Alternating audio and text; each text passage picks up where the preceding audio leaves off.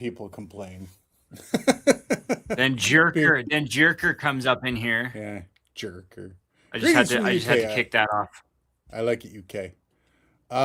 Yeah, I today somebody I get these comments quite a bit, and they just annoy me because it's so insulting when I review something that's super cheap, and this was a Fifine product, which I didn't really hammer. I never really hammered the Fifine problem microphones, but the one had a problem where the USB was just it didn't work, and I kind of hammered Fifine on their quality control because I looked around and I did some research, and it turned out, voila, people were having quality control with the Fifine, multiple different mics from Fifine.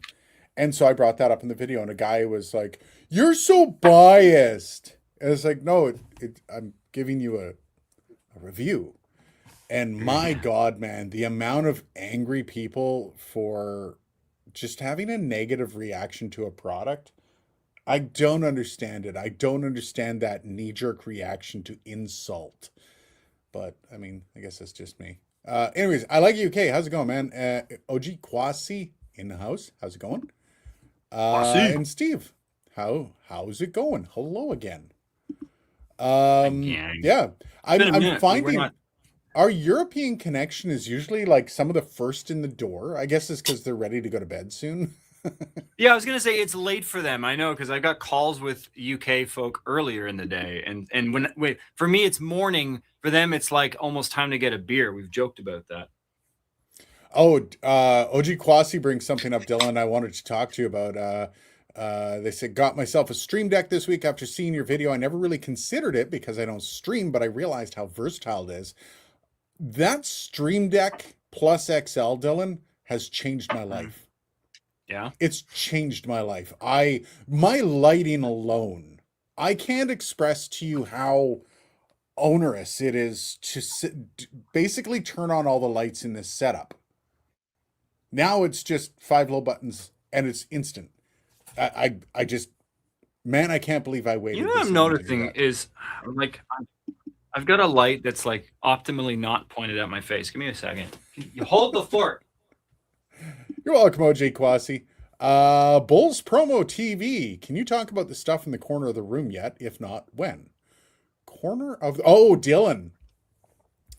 I will leave that for Dylan when he gets back to his seat. We'll just move on. Just woke up in There we New go. Zealand. Carte I am here. blanche. I'm just. There And we go.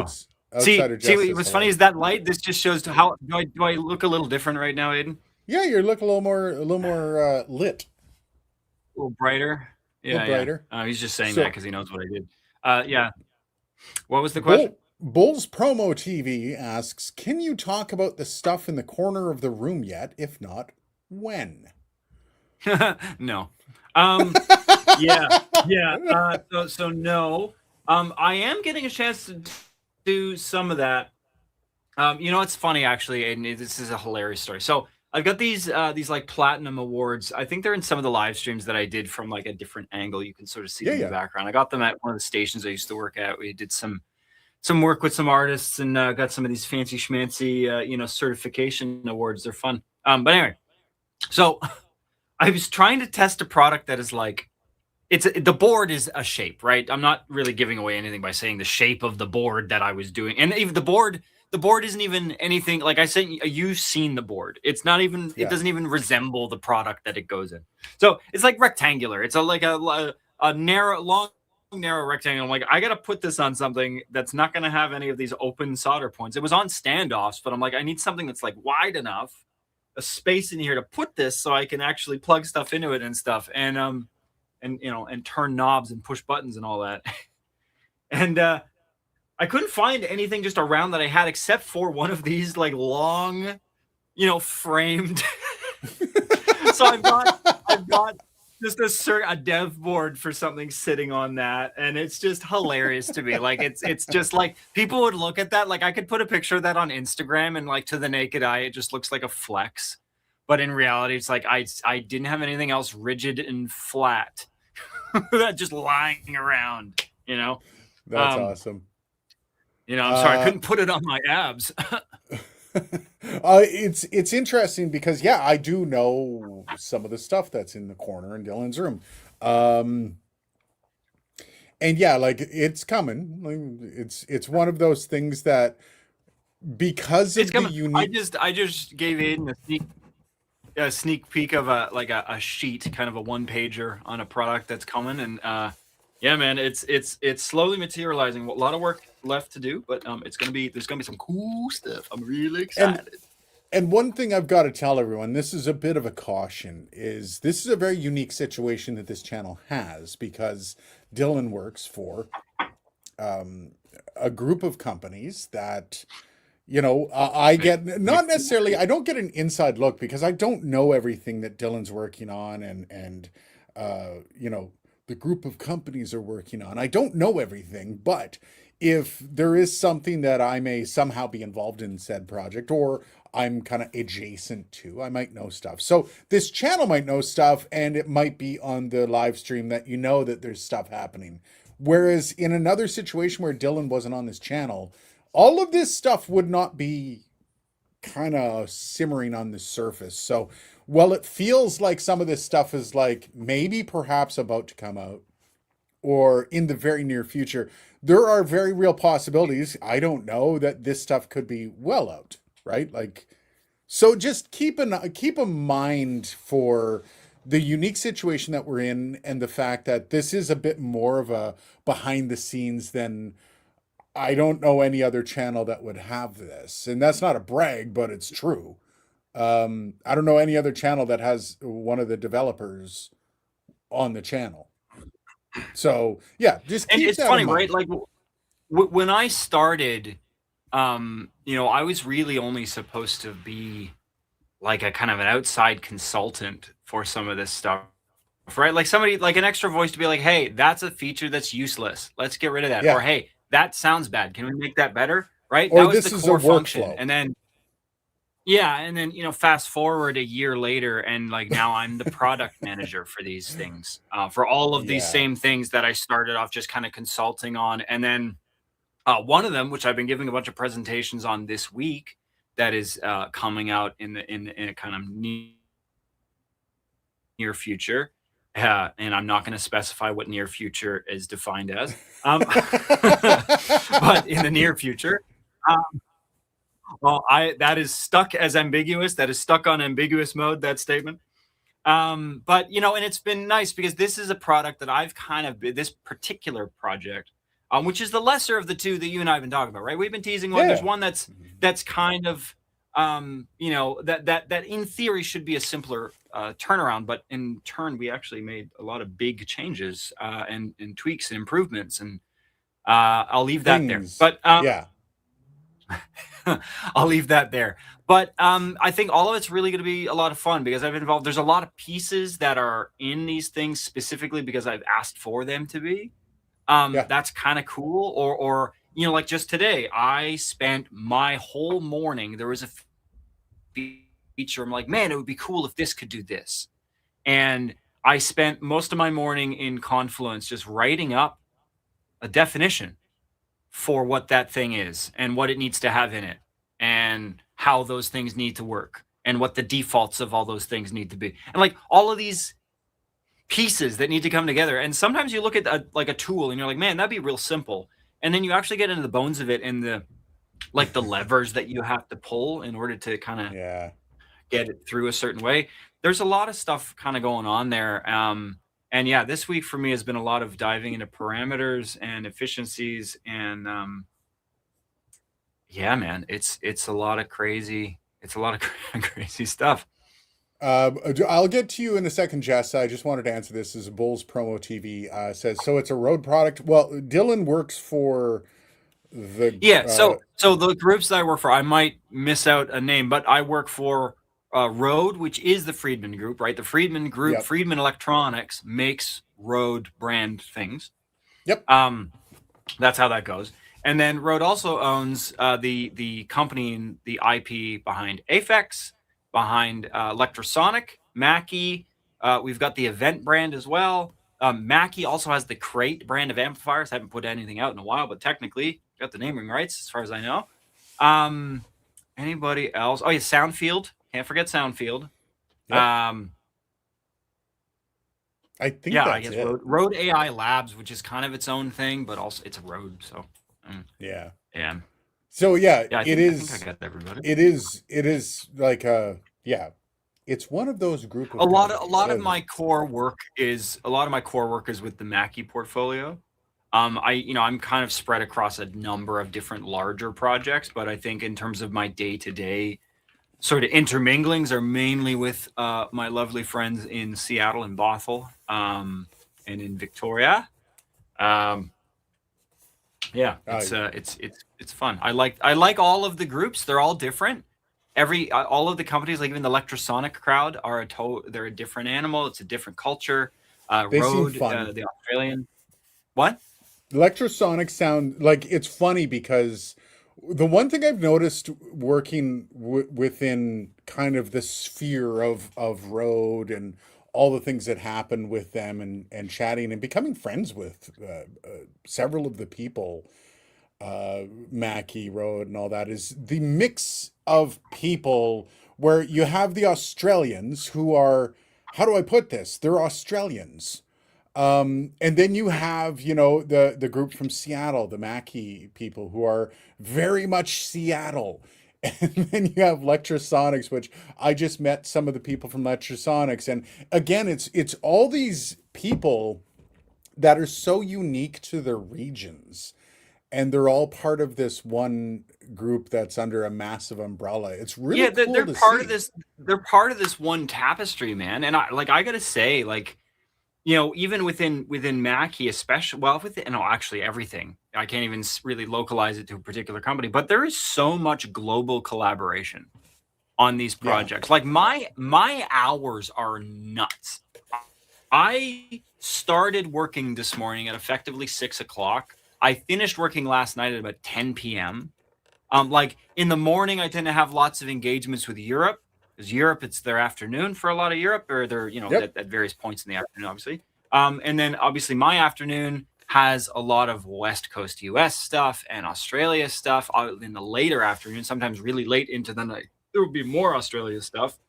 And so, and then overnight, there's obviously Australia and China, and like any of the Asian countries are all operating. So there's, you wake up to stuff. And so, Yeah. Yeah. like, but you get used to it, and you get used to, like, the cultural barriers aren't real. Like, you really get desensitized to it because we're so used to working with, like, people in every continent, every major Yeah. continent. It's wild how we can all come together, how this same project, the same piece of software or piece of hardware bounces around like block diagrams, flying around between continents, and different people jumping in at different points in the process from total different parts of the world, and somehow all of this mosaic of different individuals, different cultures, different backgrounds come together to make like a physical thing that you can hold. That's kind of It's crazy to me. I don't know. it's It's been really surreal. cool. All right, let's get to some of Yeah. this. So, Outsider Jess. Oh, by the way, we do have some weird weather moving through the Ottawa region. So, if we're showing a little jittery, that might be that. I know Dylan's had a few freeze up moments. That's I'm guessing it's the thunderstorms that are moving through the region. Yeah, and I was gonna say, if one of us just drops out, I haven't had UPS protection in here for a while, so Oh, if fun. power just goes out, I'm just down if the power goes out. So I mean, my Um, iPad will still work. So okay, if I go down, I will message in the comments of the video, and I will say that nice. I'm dead. Outsider Jess says the Elgato Wave Pro looks good. I'm holding it in my hand. It does actually look really good. It's got some Lewitt vibes to it, which Lewitt and Elgato have Look at you worked. holding that in your hand like a proud daddy. Uh, but it's true. Lewitt and Elgato have worked together. So I Yeah. don't know if Lewitt had a hand in this, like in the design or anything like that. It'd be really cool if they did, because I like the Lewitt interfaces. Um, Questions from it. One question: does it work on the PS5 by itself? I will test that out. I know there's an auxiliary, so I'm guessing that might be that. There's also line in and line out, which that also could be PS5. But that would be going through the controller, which I don't think people really care about. But that would be interesting. I should test all of that, and I will. So I don't know yet. I have been working with this. The problem I ran into this week is I came off last week. I got a few things done. I do have one video in the hopper, but all of a sudden, the guys from Gen Y came back from CrimeCon, I believe, and all of a sudden they dumped two episodes on me, and then Tyler with Minds of Madness. He went away, so he didn't do an episode for a weekend. So I'm stuck doing two of his episodes this week as well. So I've literally put in about 30 hours of just doing other people's podcasts. So I haven't had as much time to play with this. So I'm hoping over the weekend, it might be a little bit late, but this is going to be done. I will say there's one thing about this that I'm a little disappointed in. I'm not going to say what, because I'm going to save that for the video. But otherwise, the one thing I did want to talk about, we'll get to it in a bit.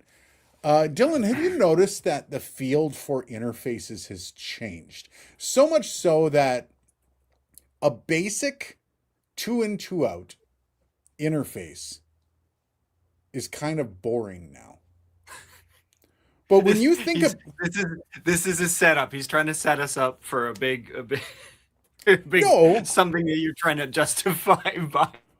Well, no. That will never be able to be justified, and I've probably got to hide it from my wife. I'm going to be picking up the ISA C8X, and I do want to do a review on it, and I do want to do some videos with that and comparing. I'm jealous because I'm going to borrow it because I've been looking for like a moderately high end kind of all-in-one solution, and there's so many that would be viable, especially because I'm thinking about when this PC dies, I'm going to do a Mac Studio, I think.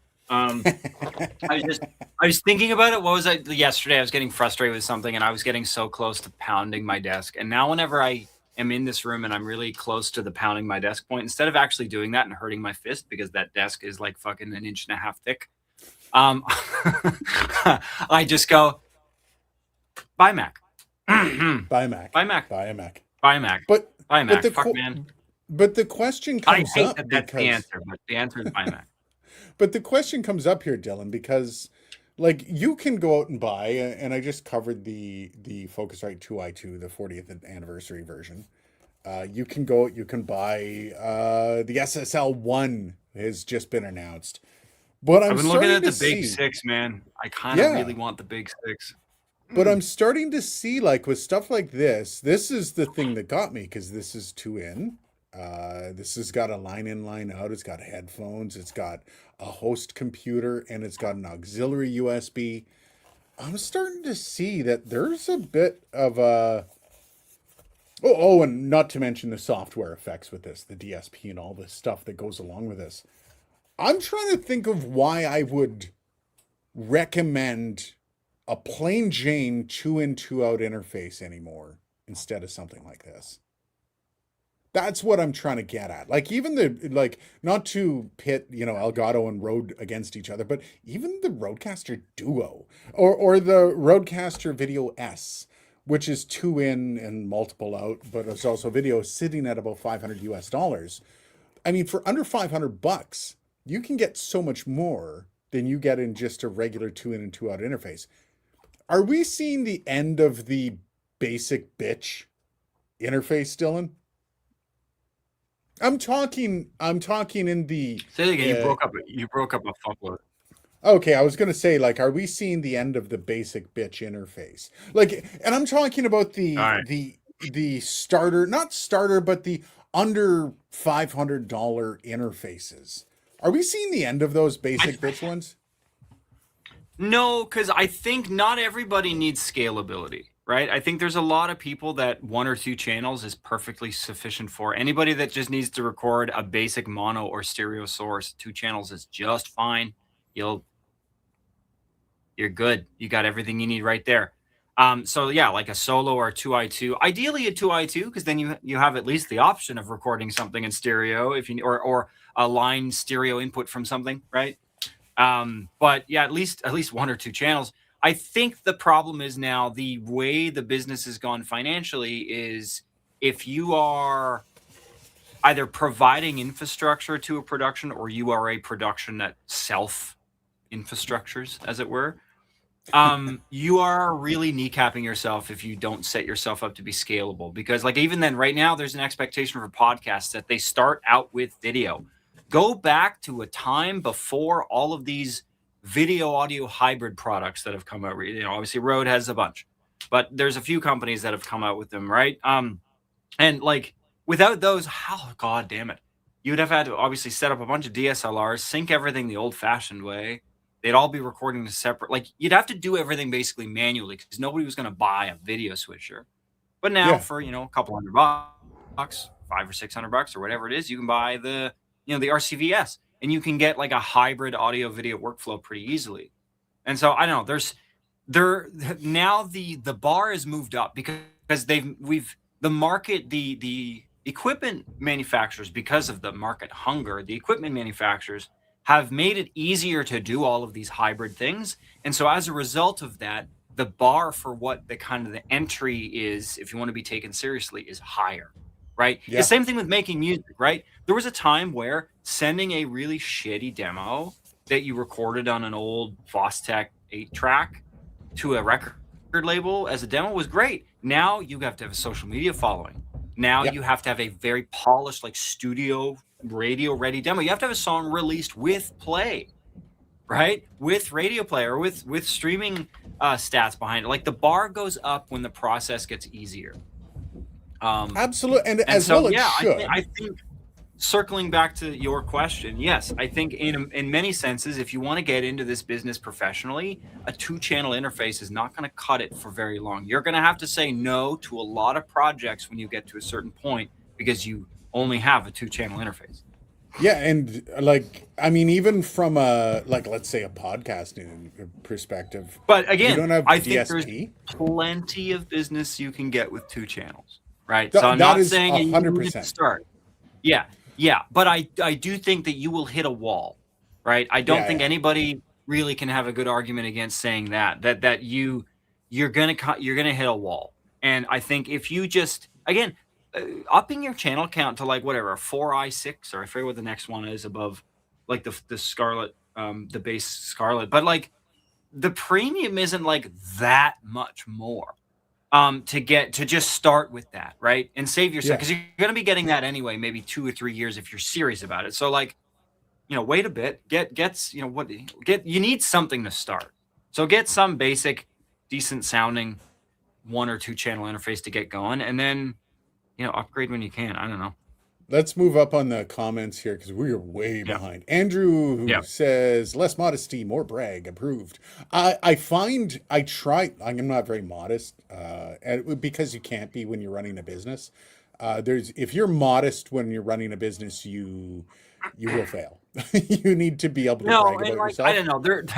You want to make stuff that's good, but then you also, when it comes to public relations, you want to stick the landing, right? All of the work you put into something going in means fuck all if you botch the landing. And so, well, it's like when you go to NAB and you're introducing yourself to somebody and you're like, hi, so yeah, no, I have a modest following. I'm doing okay. No, you gotta be loud and proud, baby. You walk up there and you tell them you are the second coming of Christ in YouTube form.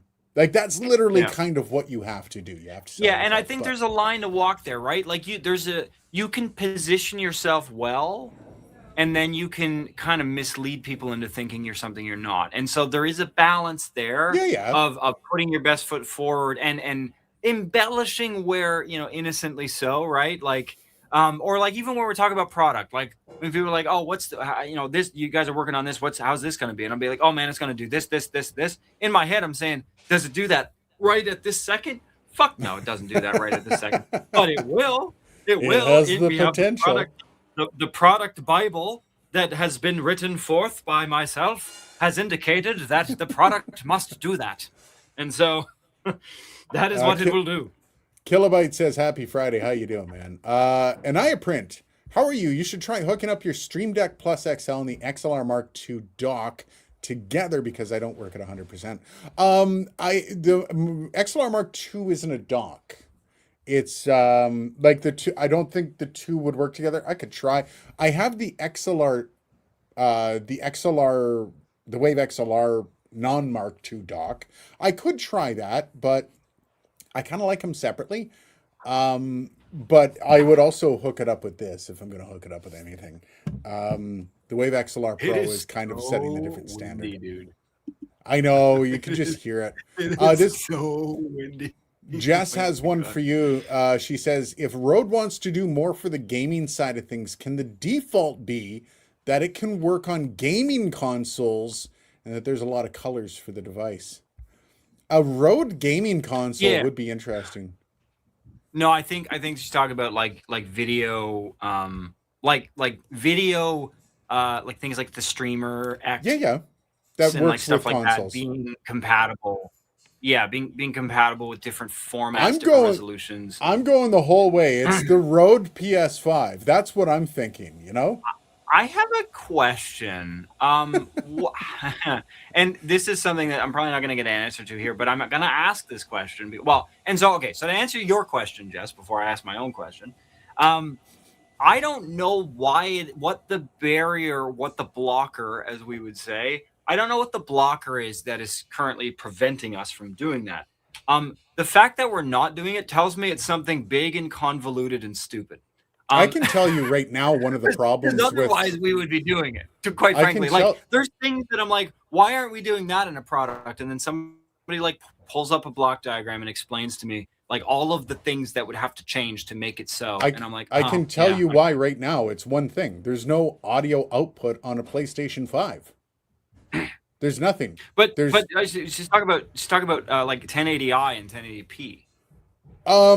So if you have 1080i and 1080p is fine. HDMI out, I think it's more the audio side of gaming with Right. an interface, because you can get audio over HDMI, which is garbage. Or you can run, like, I'm talking PS5. I haven't worked It with the depends, right? Xbox. Because audio or HDMI can use a number of different codecs, depending on what the source and destination device supports. So, like HDMI is just a digital audio stream. You can make it whatever you want to make it. There's Yeah, a I've lot of split it. really poor implementations of HDMI audio. Don't get me wrong. I've split it. I've got a splitter to split out the HDMI audio, and it's pretty bad. That could also be the splitter. I don't think so, though. So, well, But sometimes it can yeah, be the device encoding it, right? Because if the device yeah, encoding it is using a certain codec in order to like a really low bitrate codec or something, over HDMI, some devices don't really care too much. They're like, oh, it's going to go to a webcam. Who cares?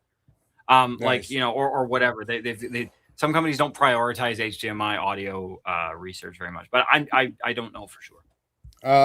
B Warrant. What does the latency toll look like when it's added in the chain? And I'm guessing you're talking about the Elgato Wave XLR Pro. I haven't tested the latency, but the problem with the conversation around latency in Elgato products is the DSP, which is almost nil. Like onboard DSP, there's like unnoticeable amounts of latency that's added with onboard DSP with this thing. The latency that's involved when you put the software effects on is monumental, but you also have well, I mean, it is with most. You put software effects on anything and it's going to, it's your computer latency basically. Like, that's the problem with it. But you got to remember, you have a direct line. You can listen to the direct signal. You don't need to hear that latency in your headphones. You just don't get to hear the output product in your headphones, which, if you're using software effects, I'm guessing you're using for environmental control, which is usually very CPU intensive or GPU Hmm. intensive, depending on which one you use.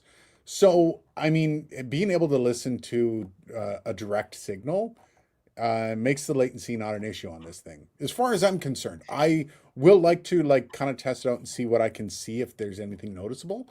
But I haven't noticed anything outside of software effects. So there's that. Bulls Promo TV. Wish Dylan consulted to Magewell. Is suggested to accept 1080i as well as the standard 1080p. Then I could use my own Okay, that's what I was Sony handy thinking of. I cams. read that comment as well. Yeah.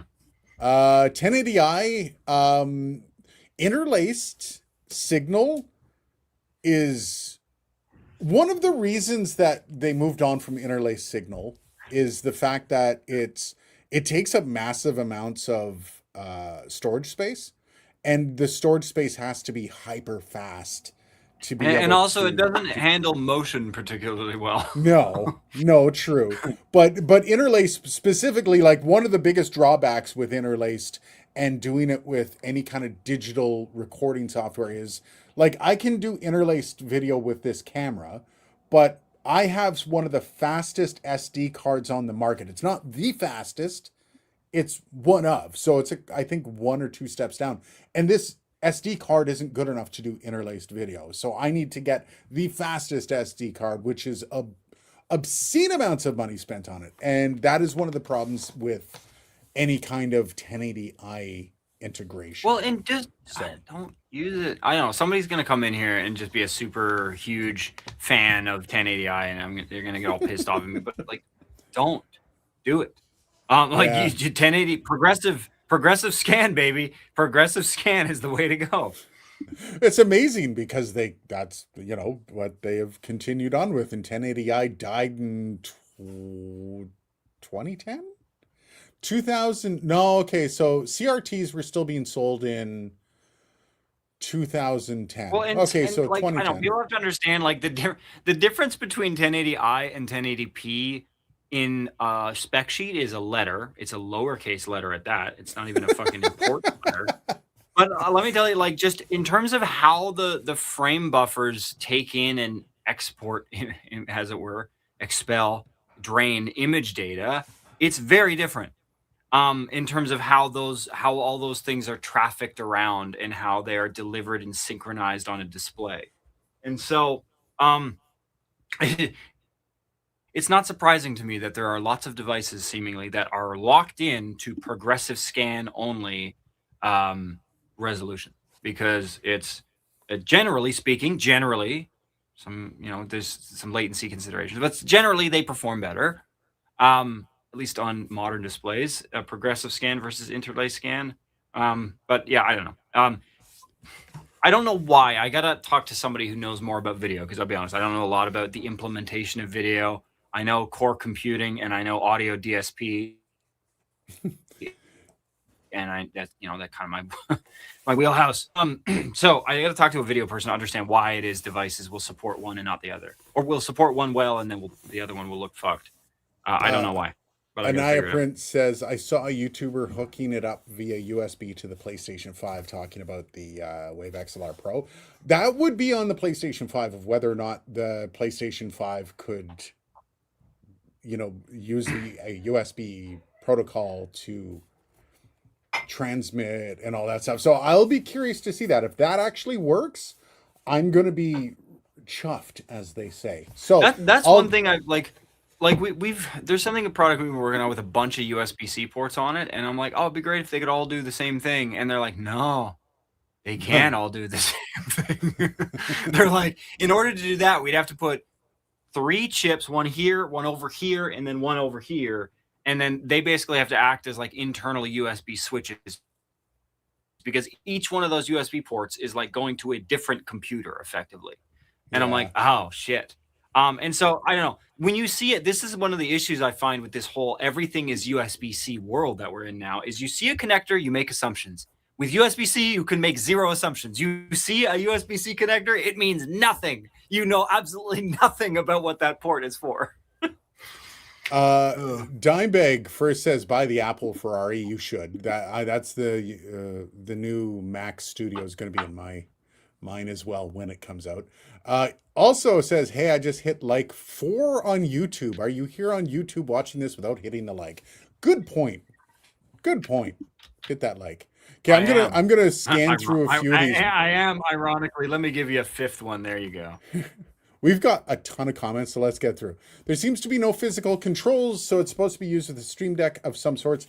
The whole Wave XLR lineup is based on the software.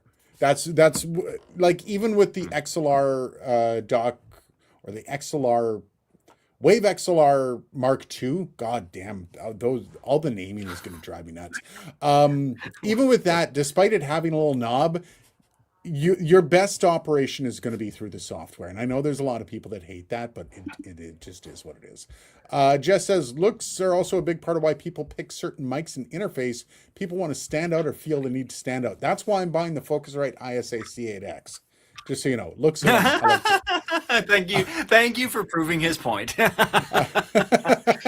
I like the blue. Can you not tell by looking at my channel and my glasses?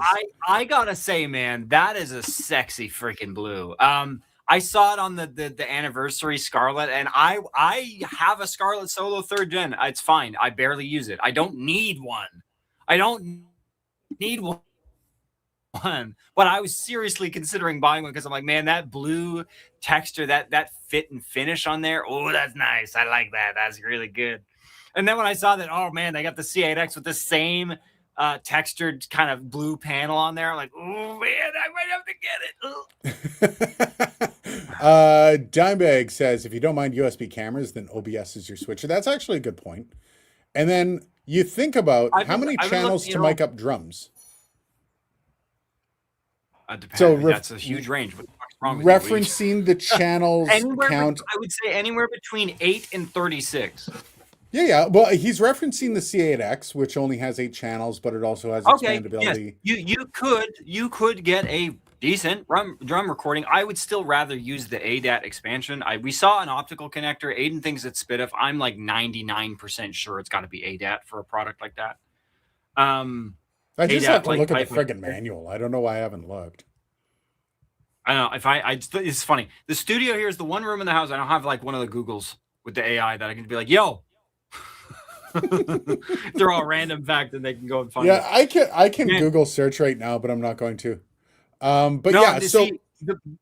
Before they had a version of the Google that was like, you could ask it questions and it would basically do a Google search for it. Now with the new version, they actually have Gemini baked into like the pucks. And so you can fully just ask it like a Chat GPT style question and it will like verbally spit. I'm like, oh, that's dangerous. There's so many uses for that. But Dimebag, there's a ton of ways to batch up a bunch of stuff, especially when doing drums. How we used to do it back in the day is with a basic analog mixer and the output into the left and right of the first channel. Yeah, well, here's the thing too. Like a lot of times, and I know a lot of engineers that subscribe to this philosophy, and I agree with it too. I've done it. But like the idea that for things like, so a lot of times in miking a drum kit, you will multi-mic individual drums. There's a lot of ways to think about a drum kit and recording a drum kit. There's a way to think about it like a bunch of individual instruments. There's a way to think about it as one big instrument. And then there's kind of variations in between that.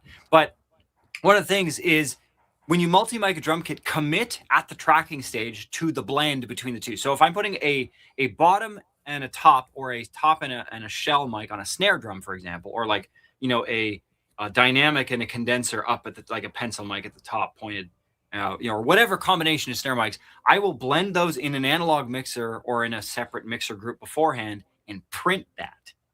As a single sort of snare stem, like close mic, right? I don't include the overheads or the room mics in that. I just close snare mics, but you commit, and same with miking an amp. If you're miking an amp in the studio and you're there with the guitar player and like play with it, get the tone, figure out, okay, which one of the blend do we like? Which one of the kind of the phase relationship sounds the most pleasing? And then lock it in, record it that way. And that way you can't get stuck on it in the mixing phase. Yep. And Dime also says change up the highlighted so comment. Having 8 channels is kind of helpful in that regard, and that it forces you to stem out your kit. But as for the highlighted comment, I try to leave it on the highlighted comment until I'm ready to move on, just so people know that I'm not skipping them. The DJ, I've noticed that a few times in the past that it'll just be sitting there for like a shockingly long time. I'm like, man, this is really funny. Sorry, that's the DJ Lamb. The DJ, I think I got that right. Antelope's new Zenith 2 looks like it should be great for a quote unquote starter interface. I have one on the way. Here's the thing, man. You have one on the way? Yeah. Oh, they're sending you? That's awesome. Nice. Yeah, remember I told you like 2 weeks ago, Antelope's working with me again. So a lot. Yeah, I know. I know. Fair enough. Fair enough. I realized it as soon as I said it. I apologize, but yeah, I'm in this is a lot. Yeah, it's all good. But the yeah, so Antelope reached out to me, and we're kind of starting our relationship back over. They've had a massive turnover. So the last time I reviewed an I do remember Antelope you telling me that now. Yeah.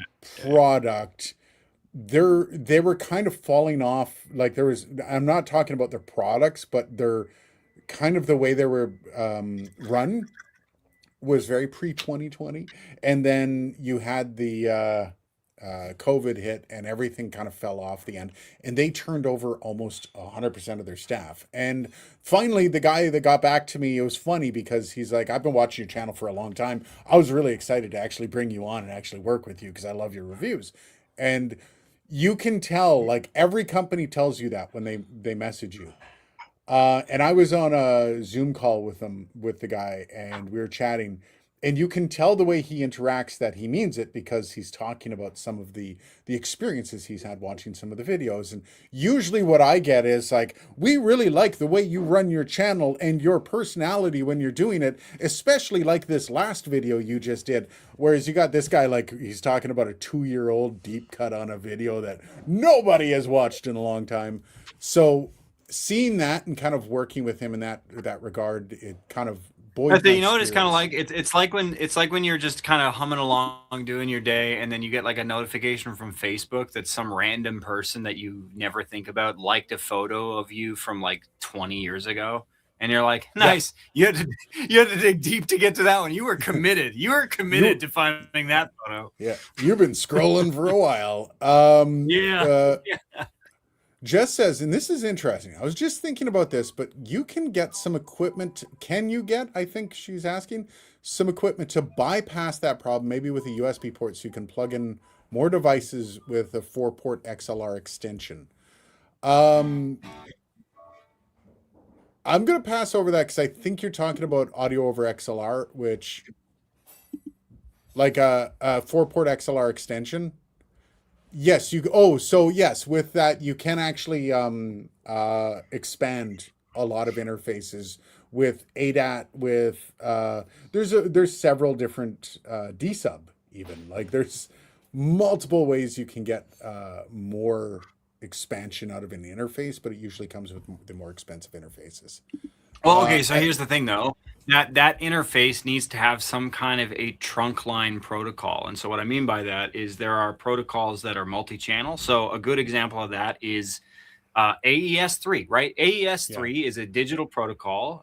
It's often referred to on equipment as AES EBU because it's kind of supported in both standards or both groups. But it is a single XLR that allows you to have 2 channels yep, on it, right? And so, and then you have ADAT, which is a Toslink connector, but ADAT light pipe, it's just optical, FO5 kind of situation. And you can do 8 channels at 48K or 4 channels at 96 SMUX kind of thing on ADAT. And so, if you want to expand an interface, the interface that you're working with has to support some kind of what I am colloquially in this moment calling a trunk line protocol, because that's basically what it is. It is a bunch of channels lumped into a single. So a good example is my studio here. The bones of this room run on MADI. MADI is a single optical connection that supports 64 channels at 48 kilohertz for a very in one high direction. price.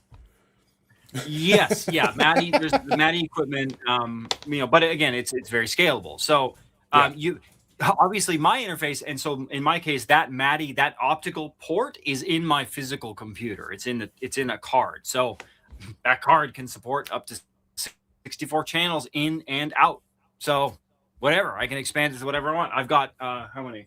I got 32 in and 20 out behind me. I can expand that up if I want. I could get twice the amount. It's super that's scalable. I just got insane. to get the pieces to do it. But you need that. So a lot of interfaces, like I know, well, even the Rode stuff now with kind of the RCV core framework, you can get like the RCV core and effectively get more inputs on any Yep, of the other modern kind of Rodecaster series. And the like Roadcaster video does the same. Audient has one. I think the ID22, or that's one of the ID series. But the ID series of, and they might have a newer version of it, but They have, same with the Arturia Audio Fuse series, all have some form of Yep. usually ADAT, the light pipe, which is great because you can get, so behind me, just to put it in price terms, behind me, I've got one of the things in here is an ASP 880, which is the upgraded version, but you can get the ASP 800, which I actually like more. It's got more features on it overall, I think. But for like $1,000, it's 8 channels, 8 preamps with 8 knobs, single rack space with a single optical connector that goes into your little interface. And so you can put that wherever you want. You get a whole extra 8 channels. And so Yep. I'm pretty sure, Aiden, can you just put that to bed and look that up now? If the C8X supports ADAT light pipe. We've been like, oh, I'll have to check it out, like, I don't know, 50 times in the last 2 hours. So I just got to check. And I'm not in front of a computer. Yeah, so folks are at ISA C8X audio interface fully supports ADAT light pipe. It features dual ADAT connectivity, enabling you to expand the system by 16 additional input and output channels. Boom. So Okay. I was right. Okay. It is 2 separate ADAT inputs. Yes. Yeah. Okay. And so the caveat there is that's at 48K. So again, and yeah. I say that because I'm a nerd. I'm doing everything critical I'm doing now is at 96 kilohertz. So the fact is it will do half that speed. So with the 2 connectors, it means you either get 16 at 48 or 8 at 96. That's still a lot. You got the 8 at 96 plus the 8 that it's got built in. So you get 16 channels at 96K. That's pretty awesome. That is. I'm going to skip over some comments here. I'm just going to crush them out. Dimebag says SSL makes interfaces if you want to buy a name. I like SSL interfaces. I think they're great. Yeah. Well, okay. So I have SSL converters, and I got to say, I don't want to shit on SSL at all. They're a fantastic company, but their foray into the kind of the more budgetary, like basically when SSL acquired Soundscape, which was, I don't know, 2011, 2012, 2010, somewhere in there. The implementation was lacking. The driver's support is shit. There's a number of issues with it. The RME would leave me in a much better spot. But their modern day tech, I've seen like the 2 plus, the 6, the big 6. I've seen the integration on both the PC and the Mac side, and it's like leagues better. I know a guy that's running with the Pure Drive and with I think the 2 plus or the 6, and he's basically got all SSL peripherals now because he knows a guy. He knows a guy that knows a guy that knows a guy, and he loves it. It all works amazingly well. So you know what? I might give SSL another chance. They've got a few, like I think the 18. It's called. It's a 1U rack space. Mega interface. I might get something like that. I'm gonna have to look at it because I definitely am in the market for some kind of a mega converter upgrade.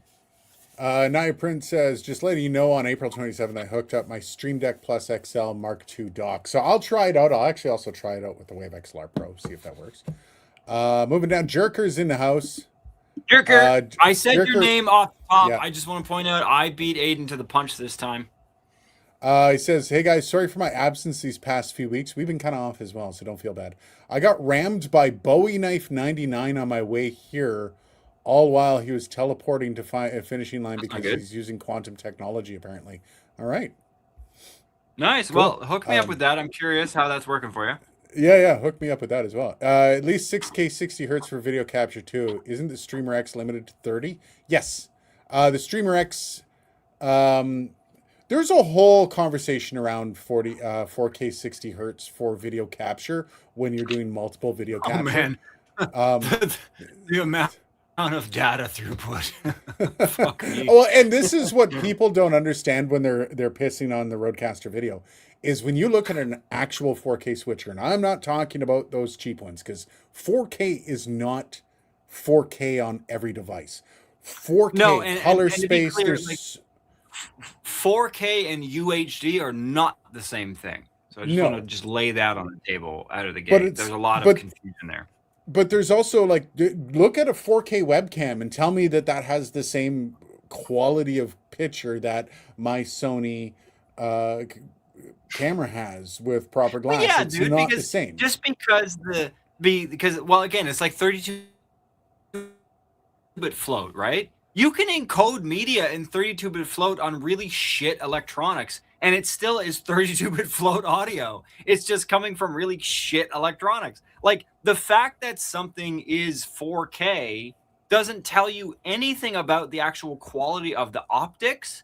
It No. doesn't tell you anything about the quality of the internal DSP that exists in the camera, because cameras have to process the information that comes from the sensor and then forward it in a serial fashion down the line. Like, these are not guaranteed things just because something says it's 4K. Again, it's like uranium is gluten-free. Just because gluten-free is written on a product does not immediately mean it's healthy for you.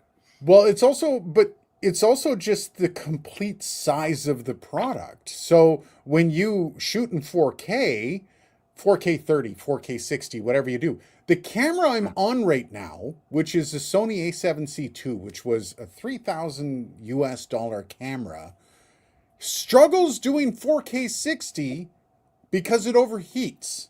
So if I do this live stream, streaming in 4K 60 with this freaking camera, which was a $3,000 camera, that the concept of this camera I think is only 4 years old. If it's going to overheat with a single, just a second, Roadcaster video, just a second. Yeah. So if this thing overheats at 4K 60 under an hour, you want a stream mixer, basically a video, something like the Roadcaster Video, to take multiple streams of that without considering the heat, without considering the data throughput, without considering all this, and at the same cost that you got the 1080p one. When you look at what an actual 4K switcher costs right now on the market, they're about $5,000 US. And that's like not like a massive 4K switcher either. So yeah, like, it's interesting when people like look at that, because they're like, well, this company that does really crap stuff does a 4K switcher, but holy crap, I've seen the product that comes out, and the hell is the name of it? They reached out to me to review it, and I said no, because I've seen the product, and I'm not going to do that because I'm not going to sue a company. But it's like, I think this is one of those things, dude. This is one of those things. We talked about this earlier about how the bar goes up when the process gets easier. And so, yep. Powerful technology has become more accessible to companies that make equipment. And so the reality is people look at something like, I don't know, any hardware product, and they look at it like, well, my computer can do better things, right? Like, I got plugins that can do that can do better reverb than that can do. It's like, yeah, your plugins that are running on a $2,500 MacBook. Okay. People forget these things. And the reality is out, like, personal computing technology has gotten so freaking good. We've got, even in the MacBook Neo, which has a bloody mobile phone processor in it, can still do what PCs 10 years ago for $3,000 couldn't do. Yeah. And so I think the reality is looking at this technology, basically, to make some of these products work, you have to put a full-fledged computer into it. In fact, there's a product, I'm not going to say what the type of product is, but there's a product that we're building that has 3 computers in it that are all interacting together to make a broader product work. And you would never guess it using it because it's seamless. But it's like, to get the things that you want to get, like, especially you talk about something like 4K video at 60 frames per second, the components and the infrastructure required to support that baud rate for a good signal as well, like a signal that overheats a $3,000 camera. I've seen formats too where they're like, hey, can you have the Roadcaster Video export GOP formats, like group of pictures, uncompressed video? I'm like, over what? And they're like, over HDMI. I'm like, you're mental. Yeah, you're mental. You can't transmit that over HDMI, you moron. Anyway, but people want a lot of things without having any real understanding of what the real world.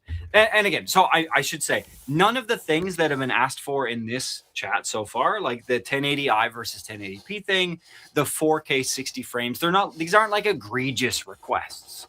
Right. No. And I'm not the one that gets to decide how feasible that is for us to do that, or for why. I shouldn't say ask, because I don't work on the video side. Right. Yeah. We have very smart folks over in the UK and in Australia that are specifically delegated. I have a rudimentary understanding of like color space and chroma layers, and I'm just going to throw out a bunch of video keywords that have no correlation. Make people perk their ears I up. know enough about video to create videos and to work within video platforms and know what I'm doing, right? And understand what a frame rate is, understand what drop frame means, right? And, oh yeah, the semicolon. Okay, I know what that is. Like, bins and like using Media Composer or whatever. Like, I know enough about that, but in terms of the implementation of video, way outside my wheelhouse, man. Well, and it's the I got no implementation. understanding. The implementation of it while streaming is a whole other thing because there's multiple Well, yeah, layers because of live, and compression. then you've got like latency considerations, and like there's so much to it. There's so much, and I think the biggest thing people struggle to understand is there's such a difference between 4K quality depending on what the 4K stream is. Is it the output of your computer? Well, the output of your computer isn't going to be exactly what you've got on your computer. I don't know if you've noticed this because there's compression on that kind of stuff. Depends on what product that the output this is going the problem, over. right? Analog audio, generally speaking, what you see is what you get. What gets sent out of the unit is, but in digital audio, you've got all these fulcrums. Like, we see it with digital video, actually, right? Like with like when you're dealing with a video file in Windows, like 2 MP4 files can run on totally different media players, but both of them are MP4 files, right? Because the container is the same, but the codec is different. And so like there's a lot of levers and parameters underneath that involve, because the problem with video, digital video in particular, audio, there's a synchronous thing there. Video, both devices kind of have to agree on how this data stream gets sent across, right? Both of these devices have to have the exact same way of receiving that. If you don't have that, you don't get video. You could say the same for digital audio, but digital audio, it's like, okay, sample rate, bit depth, 2 things. Give me 2 things. I can figure everything else out. Well, not just that, but you also have cables that can literally stop you from getting video flow. Like, is it HDMI 2.1?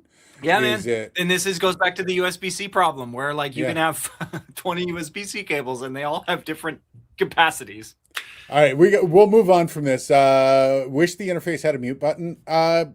Most interfaces don't necessarily have a mute button on an input. So I know that could be nice, but it's probably going to be a software thing. And I'm not going to lie, Elgato is probably hoping you also pick up one of their whatchamacallit devices that I just reviewed there. They want you to press their buttons. They don't want you to have a one thing fits all. And every company is going to be like that, right? They rely on their ecosystem for that. Chaps, just had a whiskey night with my friends. It was almost as hot as an SM58. Sexy. Woo! We're gonna blast through. This Andrew. I'm gonna say we're gonna blast through, but I gotta ask you this, Dylan. What do you think about the audio of the vinyl LP? It's funny.